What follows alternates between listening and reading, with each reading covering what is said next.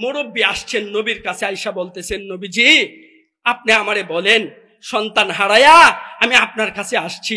নবীজি আমার সন্তান এক সময় ছিল, কিন্তু এখন আমি বৃদ্ধ হওয়ার কারণে সন্তানরা আমার কথা শুনে না।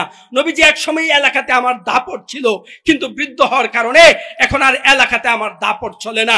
নবীজি এক সময় আমার টাকা ছিল, কিন্তু নবীজি এখন আর আমার টাকা নাই।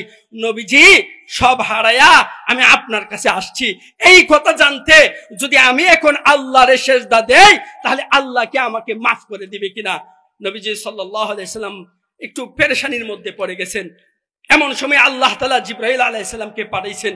জিবরাইল আলাইহিস সালাতু ওয়াস সালাম আয়েশা বলতেছেন, নবীজি আপনার বন্ধু বলছে আপনি তারে বইলা দেন, তার সন্তান হারাইছে তো কি হইছে, তার সম্পদ হারাইছে তো কি হইছে, তার ক্ষমতা হারাইছে তো কি হইছে, তার চেহারা বিশ্রী হয়ে গেছে তো কি হয়েছে, সব হারায়াও যদি সে এই মুহূর্তে আল্লাহকে সেজদা দেয়, আল্লাহ তার জিন্দেগীর গুনাহকে মাফ করে দিবেন। সুবহানাল্লাহ। মুফাসসিরগণ লিখেন, ওই ব্যক্তি ওই সময় আল্লাহকে সেজদা দিবেন। নবীজি তাকে ডাক দিয়া তুলছেন। নবীজি ডাক দিয়া তুইলা তারে বলতেছে, আল্লাহ আপনার জিন্দেগীর সমস্ত গুনাহকে মাফ করে দিয়েছেন। এইরকম হলেন আপনার আমার মালিক। অথচ আজকে দেখেন সবার সাথে সম্পর্ক ভালো, সবার স্থানে আমার পজিশন ভালো,